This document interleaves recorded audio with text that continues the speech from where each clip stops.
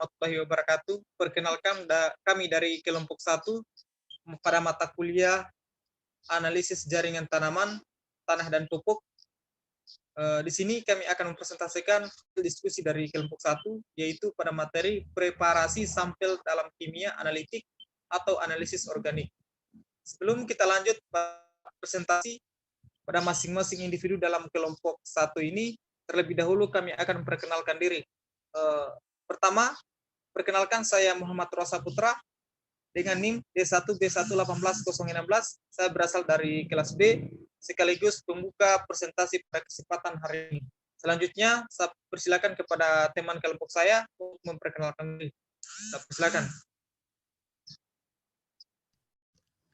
Baik, bismillahirrahmanirrahim. Assalamualaikum warahmatullahi wabarakatuh. Perkenalkan, nama saya Rahman dengan standbook D1B1 18059, jurusan Agroteknologi angkatan 2018, kelas B, alumni SMA Negeri 1 Tirahuta, Kabupaten Kolaka Timur.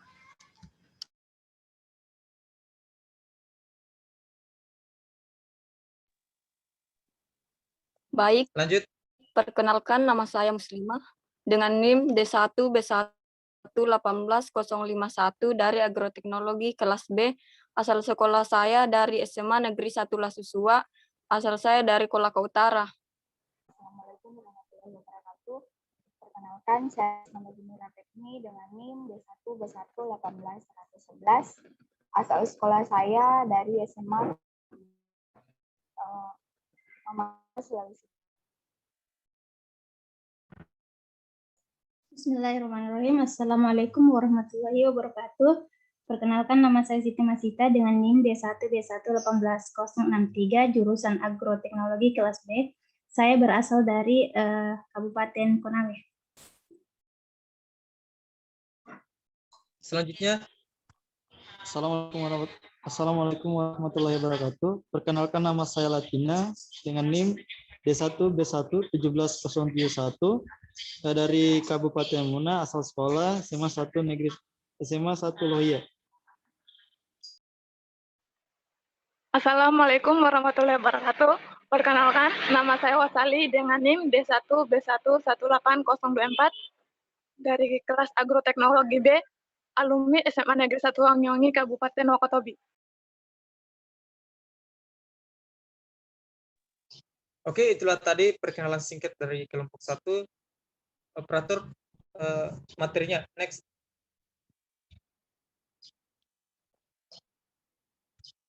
Oke, lanjut saja pada materi, yaitu tahap awal dari pengembalian sampel. Ada beberapa proses, yaitu yang pertama, sampling.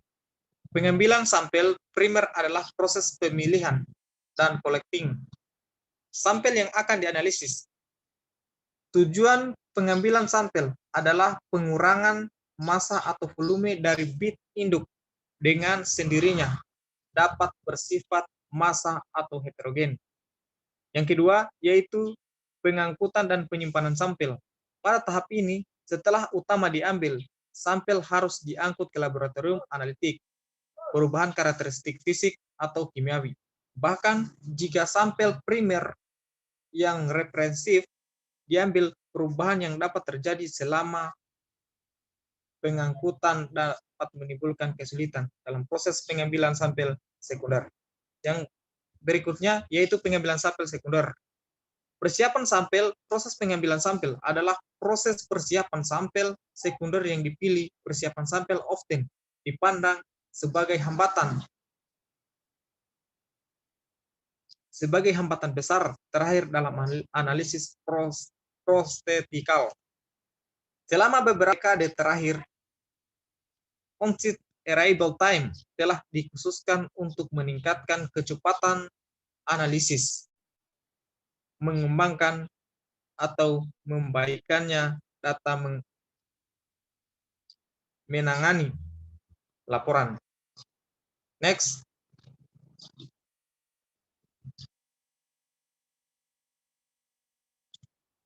Tujuan dan sasaran preparasi sampel persiapan. Sampel yang berhasil memiliki 3 tujuan, yaitu dalam larutan,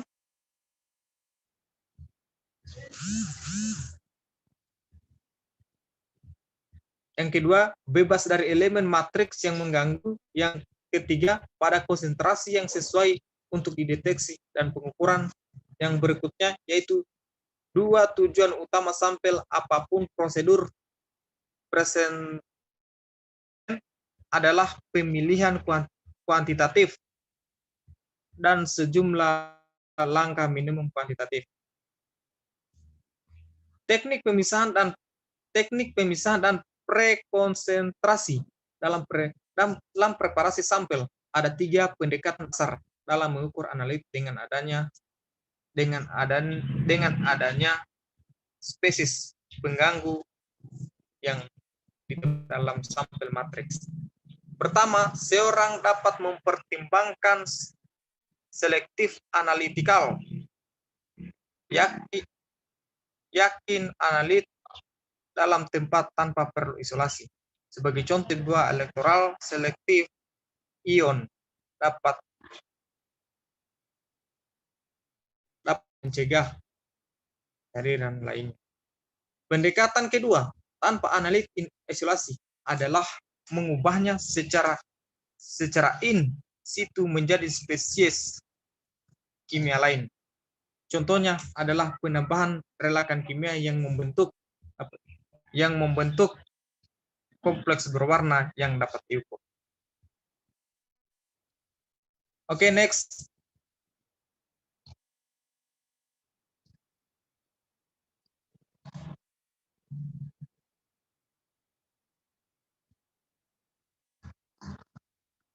Oke, selanjutnya saya serahkan pada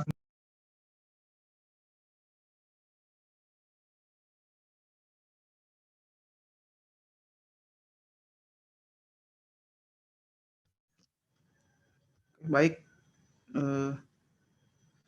materi selanjutnya yaitu tipe sampel. Menemukan matriks contoh dapat diklarifikasikan sebagai organik dan anorganik. Sampel biologis adalah bagian dari sampel organik, tetapi seringkali memerlukan prosedur persiapan sampel yang berbeda untuk menjaga integritas dan aktivitas biologi.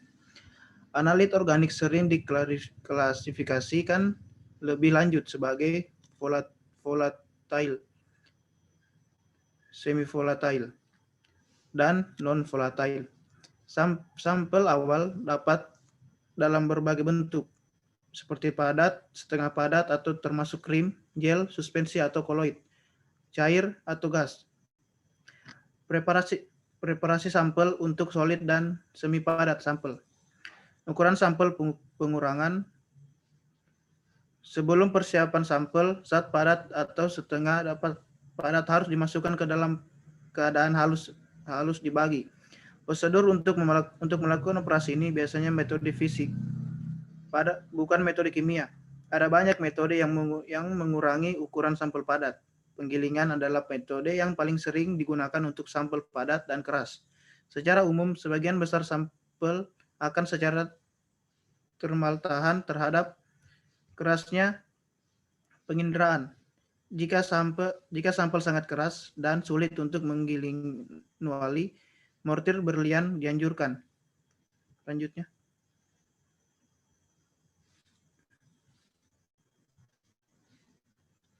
Pengeringan sampel. Sampel sering diterima untuk analisis dalam keadaan lembab atau basah. Jumlah kelembaban dalam suatu sampel dapat memiliki dampak yang pasti pada perhitungan. Standarisasi dengan mengeringkan sampel padat merupakan persyaratan kimia analitik yang baik. Metode pengeringan yang paling umum adalah dengan memanaskan sampel dalam oven hingga berat konstan. Ekstraksi komponen larut. Dalam banyak analisis, sampel dalam keadaan cair didinginkan untuk ditangani. Beberapa contoh adalah aditif polimer, lemak dalam makanan, dan pestisida dalam tanah. Dalam kasus ini, kita ingin selectively remove atau leach satu orm biji dari sampel komponen, leave ing belakang fraksi tidak larut. Selanjutnya.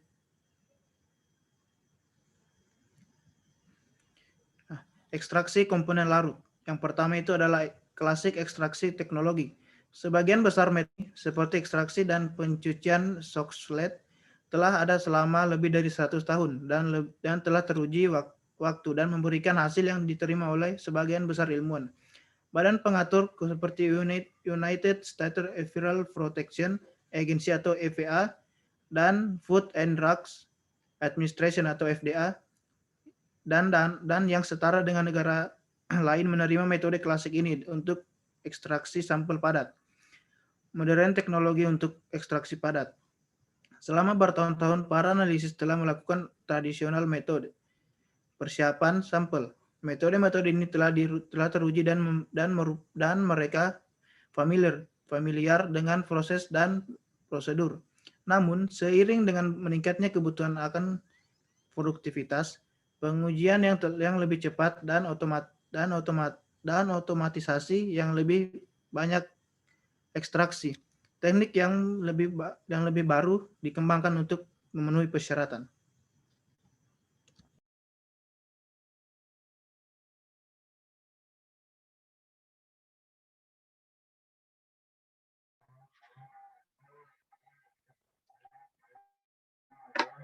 Baik, materi selanjutnya adalah ekstraksi sampel padat sampel. Nah, klasik ekstraksi teknologi. Sebagian besar metode ini atau seperti ekstraksi dan pencucian soklit telah ada selama lebih dari 100 tahun dan telah teruji waktu dan memberikan hasil yang diterima oleh sebagian besar ilmuwan. Badan pengatur seperti United States Environmental Protection Agency, sebagian besar ilmuwan pada badan pengatur sebagian besar ilmuwan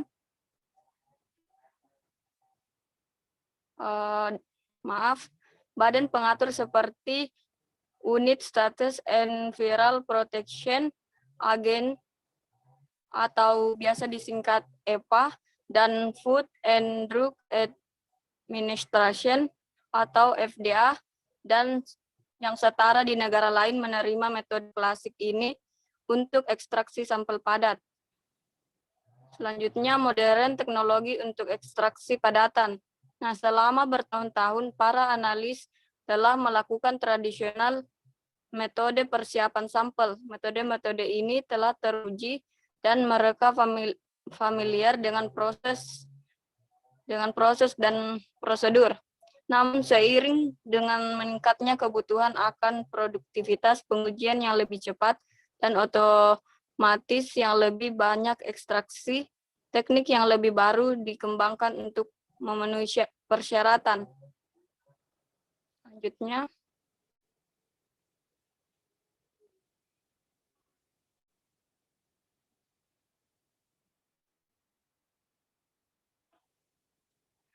Selanjutnya, metode preparasi sampel untuk liquid, sampel ion keras untuk sampel cair.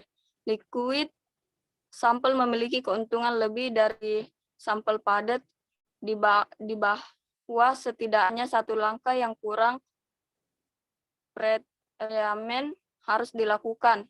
Mendapatkan sampel menjadi cair dari metode ini. Kebanyakan laboratorium hanya menggunakan sedikit untuk preparasi sampel yang rutin.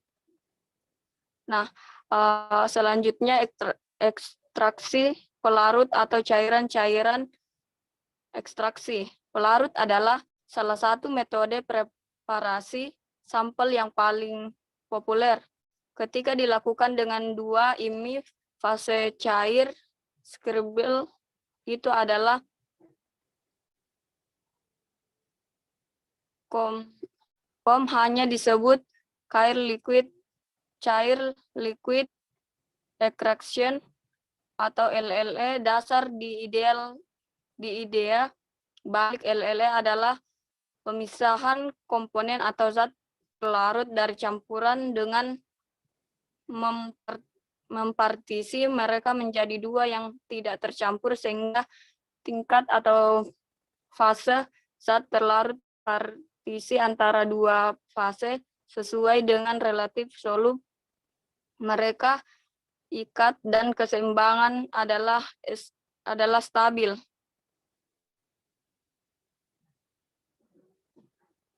Next.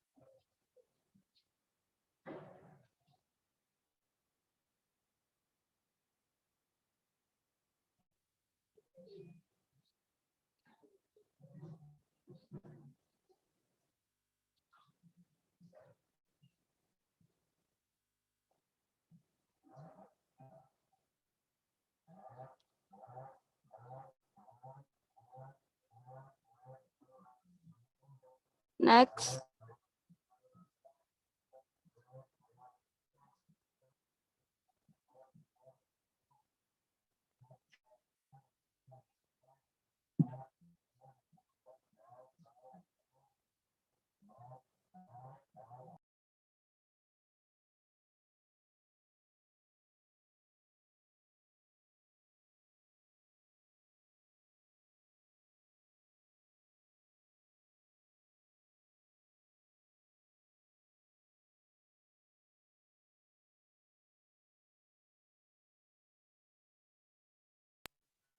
Materialnya dipersilakan.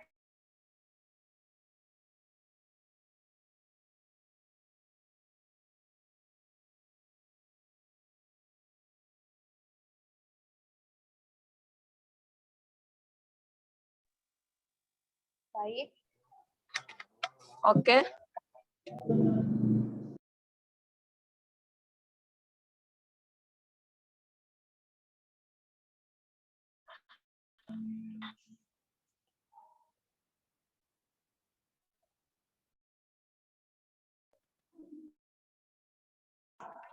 Pemateri selanjutnya Baik. dipersilakan.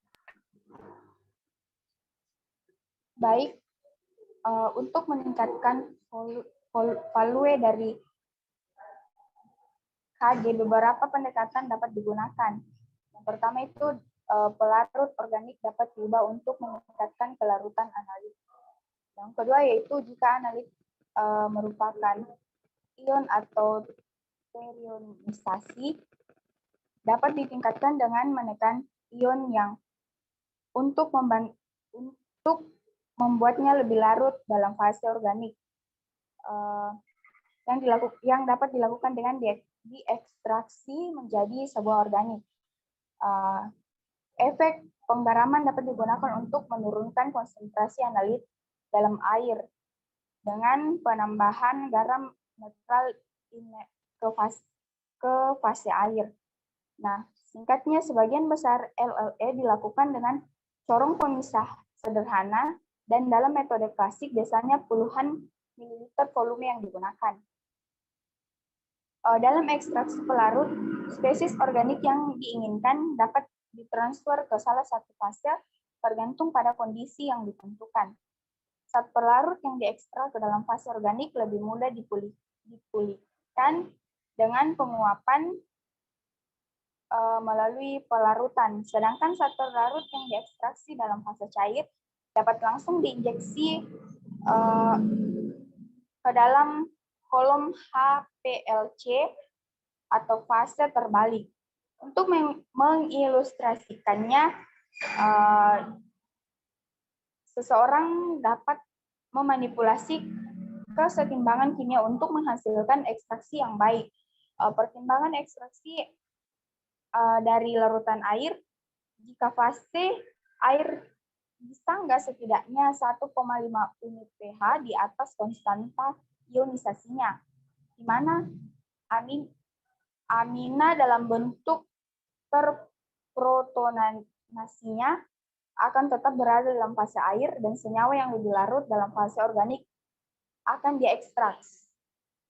Selanjutnya,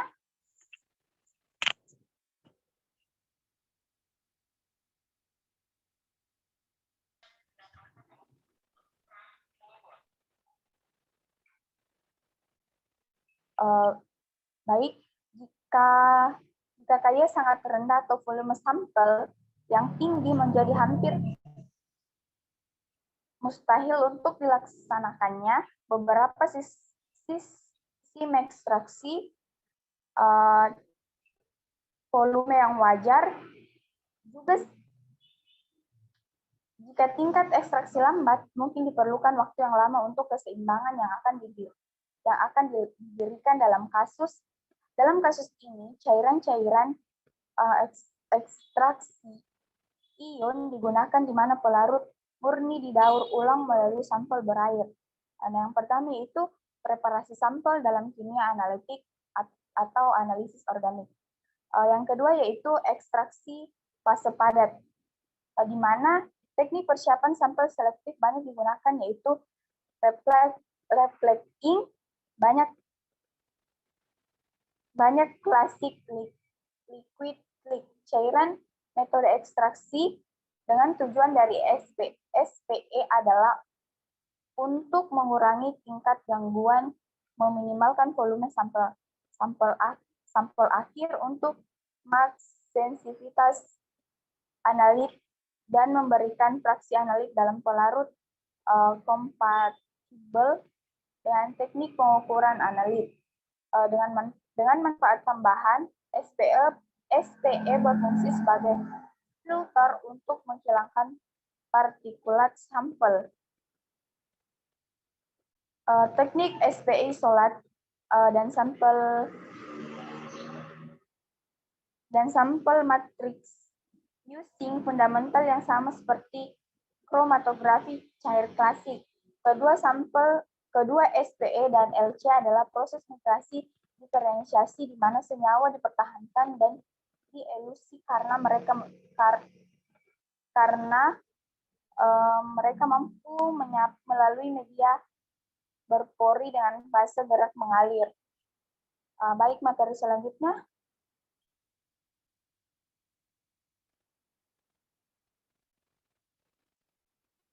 Yang ketiga yaitu kromatografi kolom sebagai teknik preparasi sampel. Ini dilakukan pemisahan serupa dengan menggunakan kromatografi cair melalui kolom terbuka atau LC, tekanan rendah atau kolom terbuka.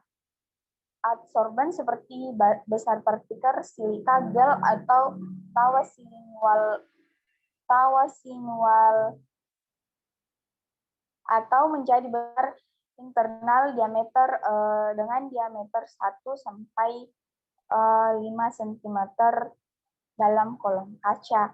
Nah, yang keempat yaitu peran membran dalam persiapan sampel. Isi membran biasanya terbuat dari bahan polimer sintetik. Meskipun bahan alami seperti selulosa dan bahan organik seperti serat kaca yang digunakan. Teknik membran yang paling dikenal dalam preparasi sampel adalah di bidang filtrasi dan SPE. Yang menjadi penghalang membran yaitu proses Arationa Dalaslo menjadi semakin populer. Masing-masing sisi membran terhubung ke independen melalui aliran channels. Larutan berair dipompa melalui masing-masing saluran. Yang kelima yaitu penghapusan partikel. Yang menjadi penghapus bahan partikula penting dalam pretreatment sampel.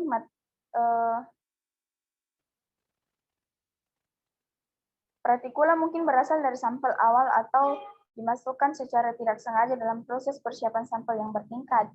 Partikula dalam sampel umumnya tidak diinginkan untuk teknik pengukuran analisis. Misalnya, dalam spektroskopi, partikula dapat menyebabkan hamburan cahaya sehingga menyebabkan pembacaan yang salah. Nah, untuk menghapus partikel yang halus, kertas sering harus rendah porositinya. Kita harus memperhatikan bahwa semakin rendah porositas, semakin lama waktu yang dibutuhkan sampel untuk melewati filter, tetapi semakin bersih filtratnya.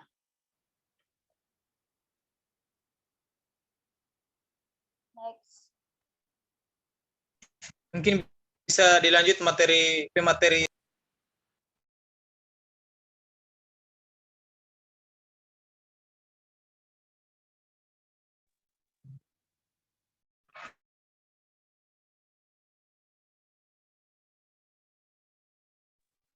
Materi selanjutnya, Siti Masita dipersilakan. Yang keenam yaitu kromat multidimensi. Chromatography kolom multidimensi MDCC kadang-kadang disebut switching kolom, multifase, multikolom, kolom ganda atau chromatography boxcar adalah teknik yang kuat untuk pemisahan dan pembersihan campuran multikomponen. Sampel yang larut dalam air yang memiliki komponen berat molekul tinggi dan komponen berat molekul rendah adalah kandidat utama untuk MDCC online. Protein adalah senyawa berat molekul tinggi yang dapat melakukan kolom RPC yang khas jika tidak dihapus dari sampel sebelum injeksi. Yang ketujuh yaitu derivatisasi dalam kromatografi. Dalam kromatografi lebih disukai untuk memisahkan dan mendeteksi senyawa dalam keadaan asli.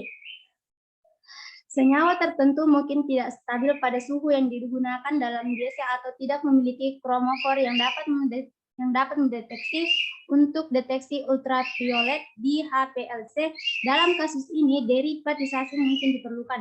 Derivatisasi melibatkan reaksi kimia antara analit dan reagen yang mengubah sifat kimia dan fisisnya.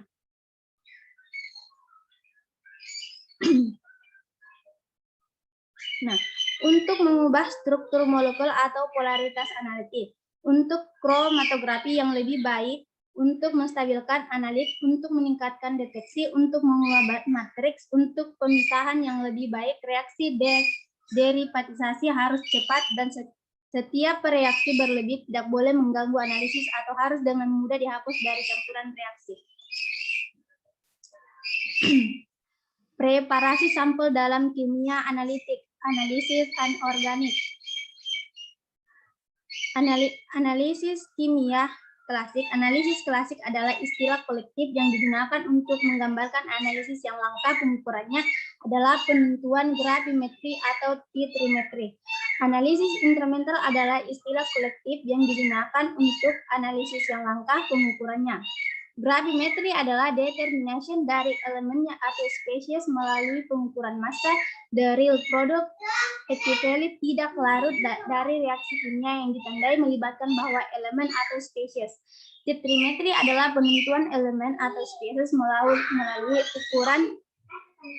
ukuran massa dari chemical diperlukan untuk complete sebuah definite chemical reaksi dalam solusi containing bahwa unsur atau spesies. Contoh, dari titrimetri determination, uji sampel untuk vanadium. Nah, langkah-langkah pada persiapan sampel umum antara lain.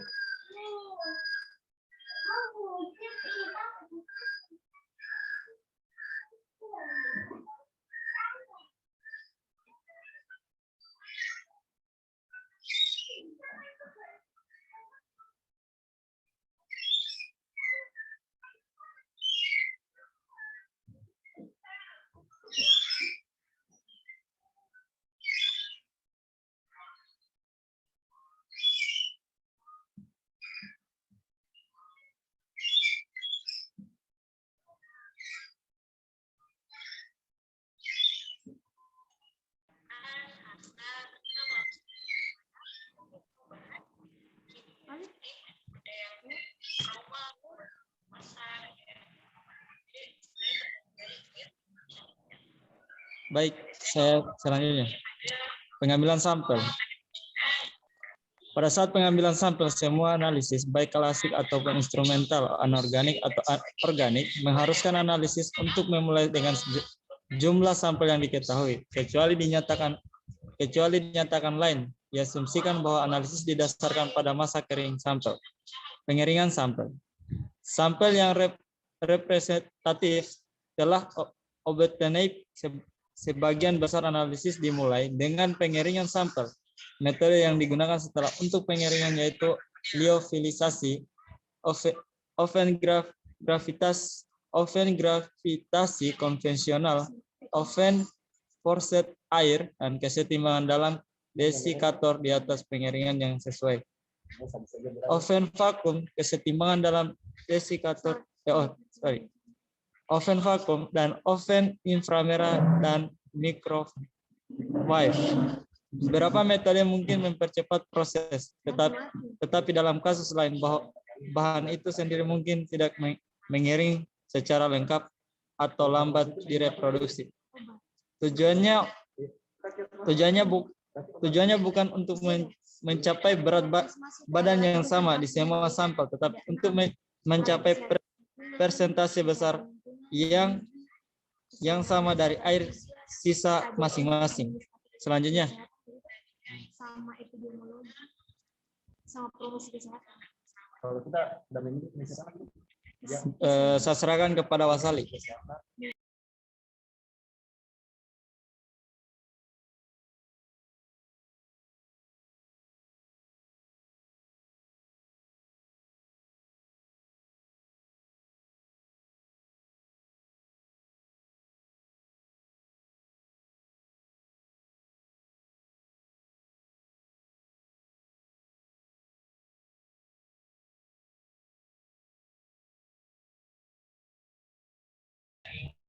Wasali dipersilakan. Sampel weighing, istilah berat adalah sebuah ironi karena massa tidak diketahui sebenarnya dibandingkan dengan massa standar yang dikenal dengan menggunakan neraca analitik. Sampel dissolution, teknik pelarutan sampel secara kasar dibagi menjadi teknik ekstraktif dan disolusi total teknik. Next.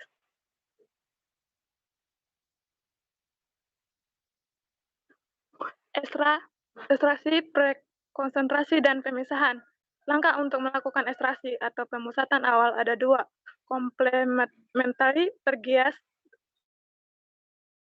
dalam untuk menekan sensitivitas oleh increasing massa analitik tersedia untuk analisis.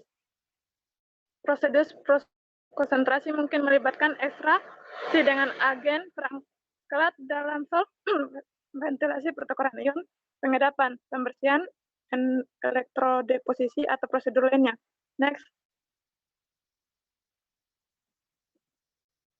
Matriks matching penyusun larutan standar yang standar.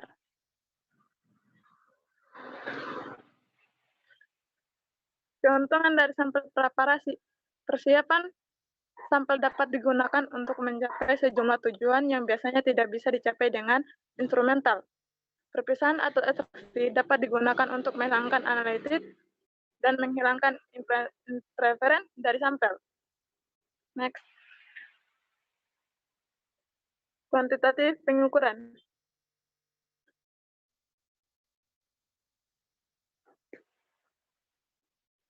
Batas deteksi.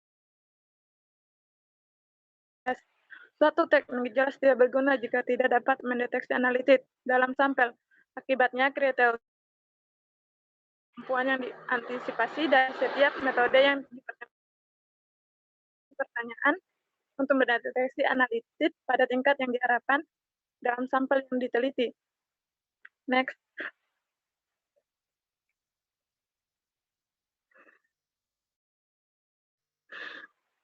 Kalibrasi. Kalibrasi adalah proses menentukan hubungan antara sinyal yang diukur dan konsentrasi analitik yang menghasilkan sinyal. Ini merupakan masalah yang sangat penting ketika spesies yang menghasilkan sinyal bukanlah analitik itu sendiri, tetapi beberapa entitas lain yang dihasilkan oleh transformasi kimia analitik. Next.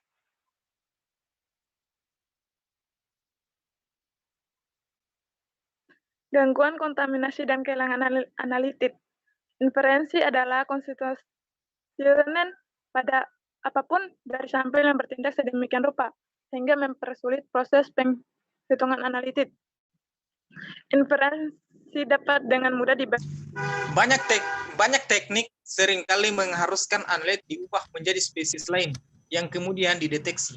Setiap konstituen sampel yang mempengaruhi efisien proses transformasi analitik ini bertindak sebagai interferensi multiplikatif. Dan dalam AAS ICP, fenomena tersebut sering disebut efek matriks. Gangguan perkalian sering menurunkan sinyal yang dihasilkan oleh konsentrasi analitik tertentu. dan dengan demikian menyebabkan konsentrasi analit yang dilaporkan menjadi rendah kecuali koreksi yang tepat dibuat untuk interaksi tersebut. Gangguan aditif dapat menyebabkan masalah yang parah. Menurut definisi, sinyal yang dihasilkan oleh interferensi aditif yang tidak mudah dibedakan dari yang dihasilkan oleh analit. Adanya interferensi aditif yang tidak terkompensasi menyebabkan konsentrasi analitik terlalu tinggi dan mengarah ke positif palsu jika analit tidak ada dalam sampel. Risiko lainnya adalah hilangnya analit. Ini kemungkinan besar menjadi masalah ketika konsentrasi analit rendah. Untuk memulai dan prosedur pemeriksaan sampel melibatkan banyak langkah. Next.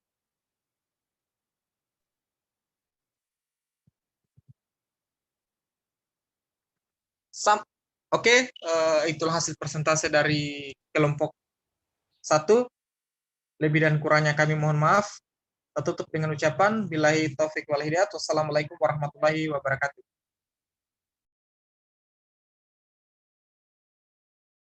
Waalaikumsalam warahmatullahi wabarakatuh.